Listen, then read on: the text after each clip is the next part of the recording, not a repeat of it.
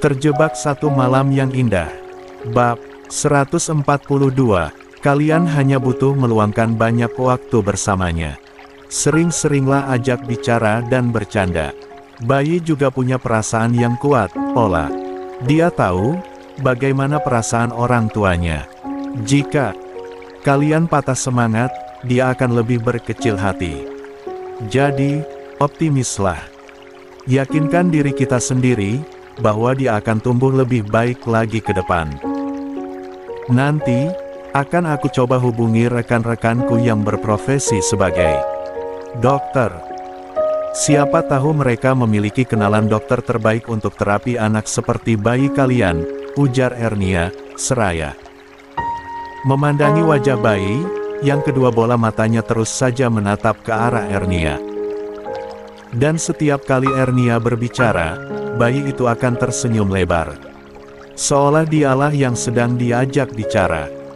Laura mengambil alih bayinya dari tangan Ernia, memangkunya dan menatapnya dengan genangan yang menumpuk di kedua bola matanya. Perlahan, Ola menundukkan wajahnya, dan mencium lembut pipi bayinya. "Maafkan Mama, sayang. Maafkan Mama," lirih Laura seraya memeluk erat tubuh bayinya. "Ga, coba hubungi Tante Fanny. Sepertinya dia punya kenalan yang biasa menangani bayi autis. Anak Tante Fanny juga sama, kan?" "Seperti itu," sanggah Om Daniel, seraya menggendong Moon. "Oh, iya. Sebentar, aku hubungi beliau." "Ya. Sepupunya Mama kan dokter juga. Tapi, dia bekerja dan tinggal di Bandung." "Tunggu, ya. Aku tanyakan dulu," sahut Rangga, seraya berjalan membawa bayinya, dan menyerahkan ke sang istri. Rangga fokus dengan ponselnya. Sementara Awan berbicara serius dengan Riko. Lalu Laura dan Ernia memandangi bayi mungil yang hanya tersenyum menatap kedua wanita cantik yang ada di hadapannya. Laura menirukan gaya Ernia, untuk membuat bayinya tertawa. Dan itu berhasil. Membuat Laura menangis mendengar tawa bayinya, yang selama ini tak pernah dia dengar. "Ya Allah, Nak. Tawa kamu renyah banget. Mama janji, Mama sama Papa akan berjuang untuk mempertahankan tawamu. Mama berjanji, akan menjagamu sampai kapanpun. Maafkan Mama, sayang. Mama janji, kita akan berjuang bersama-sama." Riko berjalan mendekati istrinya, dan memeluknya dengan begitu erat. Membuat Ernia gegas menarik diri, dan duduk dekat suaminya. Begitupun Cynthia, yang memilih duduk di samping sang mertua, yang sedang fokus bermain dengan bayi Moon. Melihat semangat Laura, Ernia menghela nafasnya lega.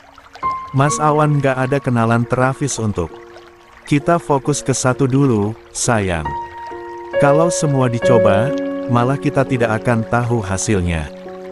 Jika dalam beberapa kali pengobatan tidak ada perkembangan, baru kita bisa mencari alternatif lain. Nanti kita bantu cari tahu lagi." Awan memotong kalimat istrinya.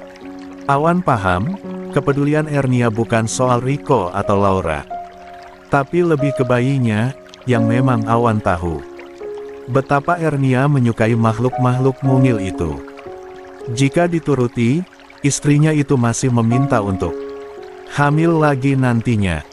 Meski dalam hati Awan juga menyukai bayi.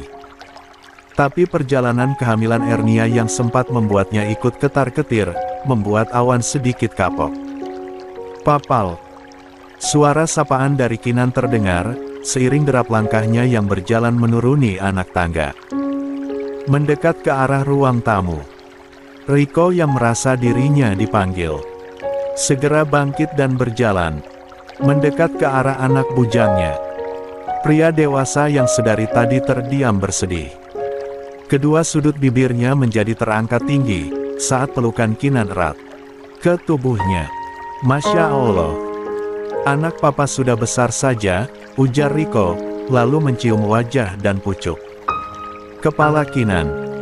Riko membawa Kinan mendekat ke Laura, dan duduk di samping ibu tirinya itu. Setelah bersalaman, Kinan menatap bayi, yang wajahnya sangat mirip dengannya. Wajahnya mengerut, saat melihat kemiripan yang begitu dominan itu. Dan tiba-tiba wajah Kinan bergerak maju, dan mencium pipi bayi Laura. "Kamu kok mirip abang sih, Dek? Cepat besar, ya.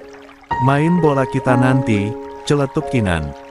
Yang belum tahu apapun. Yang Kinan tahu, adiknya akan tumbuh besar seperti Chia dan Al.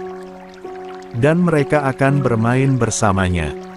Yang tentu saja baginya itu sangat menyenangkan sekali. Bermain dengan banyak anak-anak kecil membuatnya merasa punya banyak teman. "Iya, abang. Doakan adiknya cepat besar, ya.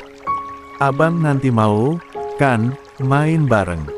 Lirih Laura, dengan genangan yang kembali menumpuk.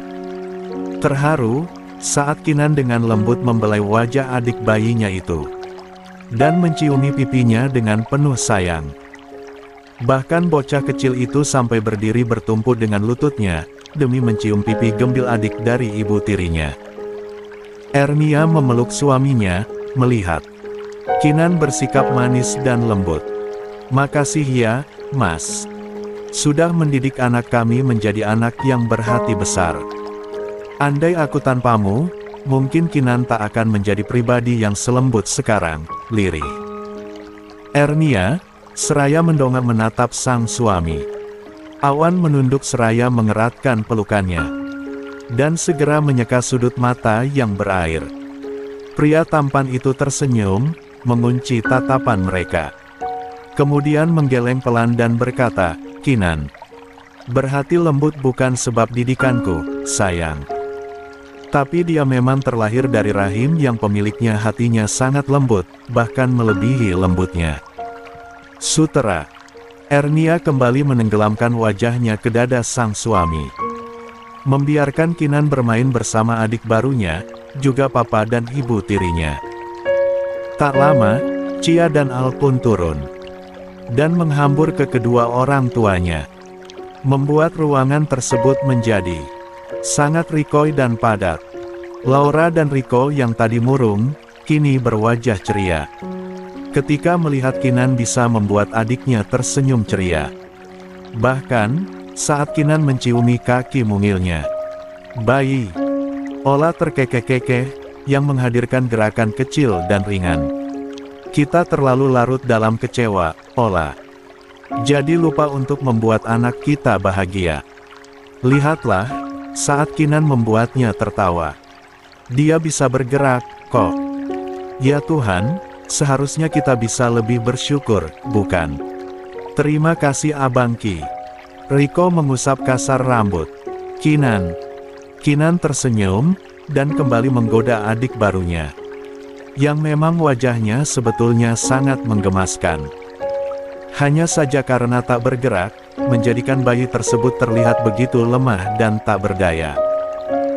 Tapi, ketika bayi itu tertawa, wajahnya bergerak-gerak, juga bagian tubuh lainnya, meski tak seaktif bayi pada umumnya. "Papa kapan datang?" tanya Kinan, tanpa mengalihkan pandangannya pada adik bayinya. "Sudah dari tadi, sayang. Tapi kamu masih tidur, jadi papa nungguin kamu bangun. Nanti ikut menginap di rumah papa, ya? Sehari 2 hari nggak apa-apa. Nenek pengen ketemu sama Ki," katanya. "Tadi mau ikut, tapi badannya sedang tidak enak." Riko menyahut, seraya membetulkan letak rambut anak lelakinya itu. "Iya, sayang. Buat nemenin dedek juga. Mau?" "Ya."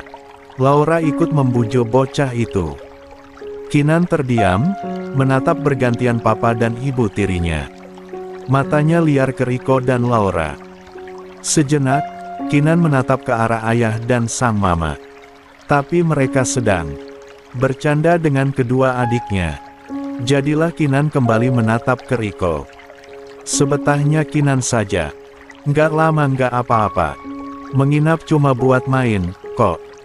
Papa nggak maksa Kinan buat tinggal sama papa. Papa tahu, kamu lebih nyaman dekat mama, imbu Riko, mencoba menyelami hati anaknya yang sedang diliputi keraguan. Namanya Rossana. Dia buka praktek sekitar 2-3 tahun yang lalu. Selama membuka praktek, banyak yang berhasil katanya. Jadi, kata Tante Feni, lebih menyarankan ke sana dulu yang lebih dekat. Kalimat Rangga membuat Kinan menghentikan kalimatnya. Sebab omnya itu berbicara dengan suara keras, dan sambil berjalan memandangi layar ponselnya. Dan, kata-kata Rangga, membuat Awan, Ernia dan Riko sontak tercengang bersamaan. Hah? Rossana. Rangga mengerutkan keningnya melihat ekspresi Riko yang terkejut dengan nama yang disebutkan. Lia, 3 tahun yang lalu dokter ini baru terlepas dari depresi berat. Bahkan cukup lama hidup di rumah sakit jiwa. Tapi, setelah dia sembuh, dia sekolah lagi, ke luar negeri. Katanya, dia ingin belajar mengontrol psikisnya sendiri. Dan, baru 1 tahun ini dia kembali ke rumah sakit untuk bekerja kembali. Dulu kata Tante Feni Dokter Rossana ini orang yang keras kepala. Tapi, setelah kejadian yang menimpanya, sampai depresi tersebut, membuatnya benar-benar berubah. Jelas Andra, membaca informasi yang didapatkan dari si tante yang juga orang medis seperti Rossana yang diceritakannya. Dokter Rossana menjadi orang yang rikoh dan banyak tersenyum. Tidak hanya itu, Dokter Rossana juga sering dimintai tolong untuk menangani orang-orang yang depresi. Termasuk menangani anak-anak berkebutuhan khusus atau autisme, Imbu Rangga, seraya duduk di samping istrinya. Jadi Rossana sudah sembuh. Gumam Riko lirih. Kamu mengenalnya, Mas? Tanya Laura penasaran, sebab mendengar kalimat yang terucap dari bibir sang suami. Riko tersenyum getir. Lantas mengusap tengkuknya, dan menggeleng pelan. Sementara, Ernia dan Awan masih tercengang kaget dengan rasa tak percaya mereka. Sahabat Kak Gela, Mas. Bisik Ernia lirih. Sepertinya begitu, deh. Syukurlah kalau sekarang dia sudah berubah. Semoga dia benar-benar baik. Gladys pasti bangga memiliki sahabat baik, sahut Awan. Ernia tersenyum lebar, seraya mengangguk. Dengan harapan yang sama di dalam hatinya, Ernia juga berharap, jika Rossana adalah wasilah dari Tuhan untuk kesembuhan anak mantan suaminya itu. Meski dalam hatinya begitu ngeri, mengingat sikap arogan dan barbar dokter cantik itu. Tapi, besar dalam hatinya berdoa. Semoga Rossana kali ini adalah Rossana yang berhati lembut dan baik hati. Bagaimana, Ram? Aku sudah mendapatkan nomor ponselnya ini. Kalau iya, aku kirim ke nomormu. Biar kamu bisa membuat jadwal janji temu dengan dokternya, tanya Rangga. Pada Riko. Sejenak Riko terdiam, apalagi mengingat tentang dokter yang tidak lain adalah mantan istrinya sendiri itu. Pria tampan yang merupakan ayah kandung Kinan menoleh menatap sang istri. Ingin sekali dia bertanya, bolehkah mereka bertemu? Sebab mereka pernah memiliki hubungan spesial. Yang walaupun sekejap, tapi mereka pernah menjadi pasangan suami istri yang sah. Kenapa, Mas? Kamu ragu? Tanya Laura, yang melihat manik hitam pekat milik suaminya bergerak liar menatapnya. Bukan, sayang. Tapi, Riko menggantung ucapannya. Sebab hatinya sangat ragu, khawatir akan membuat istrinya itu cemburu. Sebab dia tahu, bahkan sampai hari ini istrinya itu selalu cemburu dengan Ernia. Meski Laura selalu berhasil menutupi perasaannya, tapi sejatinya Riko tahu, kalau sampai detik ini, istrinya belum menampik rasa cemburunya itu. Tapi apa? Mahal sekalikah, Mas? Atau, dia mantan istriku, sayang. Kamu, mantan istri. Bukannya, tangan Laura mengayun ke arah Ernia. Setelah berpisah dengan Ernia, Mama sempat menjodohkan aku dengan wanita, yaitu Anna atau Rossana. Tapi, dia langsung aku cerai, tepat setelah kami akad. Aku Riko jujur, tanpa ada yang ditutupi. Laura mengerjap. Sebab tak percaya, dan selama ini memang dia tidak tahu itu. Yang dia tahu hanya Ernia. Dan Laura meneguk salivanya berat. Saat tahu, mantan istri dari suaminya adalah seorang dokter. Membuat Laura kembali insecure. Merasa dirinya lah wanita yang masuk ke dalam kehidupan Riko dengan keadaan ekonomi terburuk. Aku tidak pernah mencintainya, sayang. Demi Tuhan. Nanti kamu bisa tanya langsung ke Mama. Aku menikahinya, hanya karena Mama terus mendesak dan memaksaku. Kalau cinta, aku sama sekali tak memilikinya, lirih Riko, seraya menggenggam tangan istrinya erat.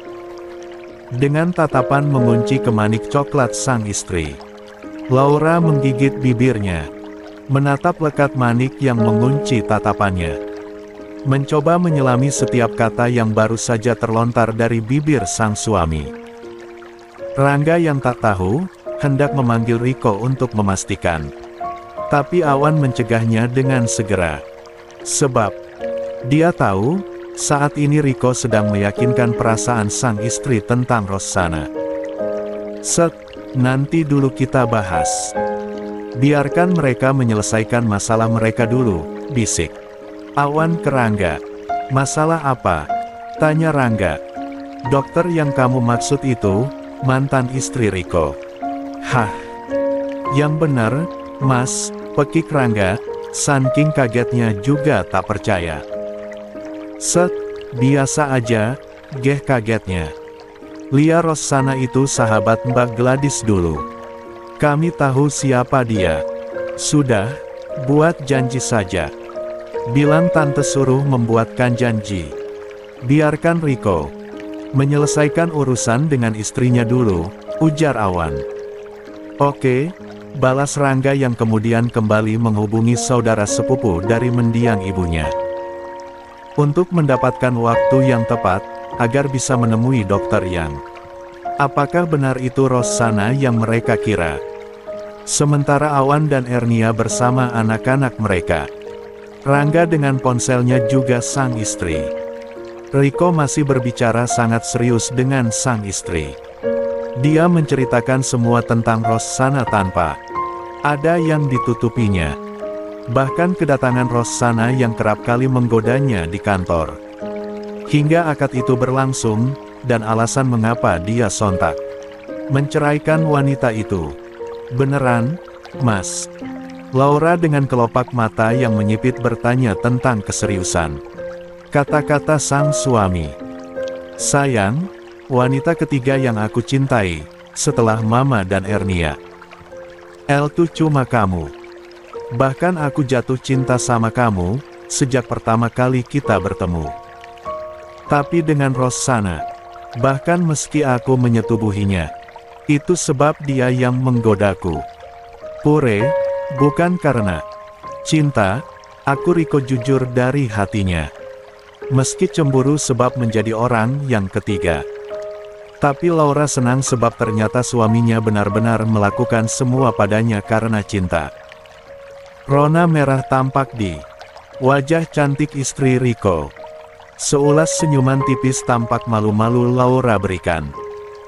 Kedua bola matanya berbinar, meski ada setitik luka. Sebab Ernia adalah tetap membersamai rasa mereka. Tapi, Laura tak ingin bersaing dengan rasa itu.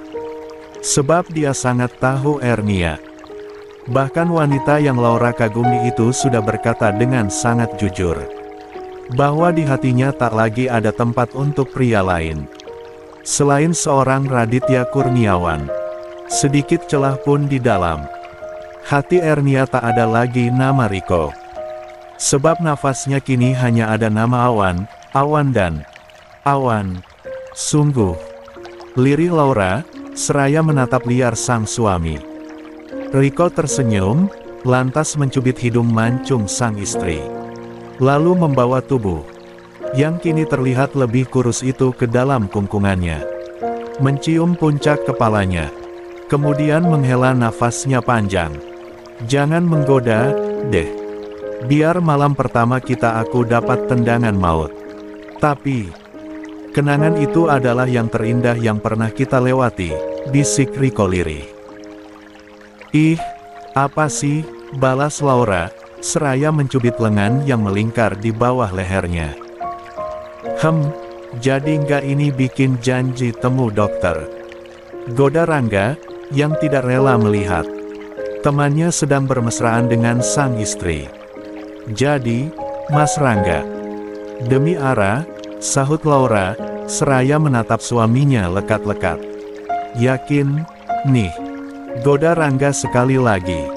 Riko membulatkan bola matanya ke Rangga, yang membuat Rangga terkekeh, seraya membungkam mulutnya.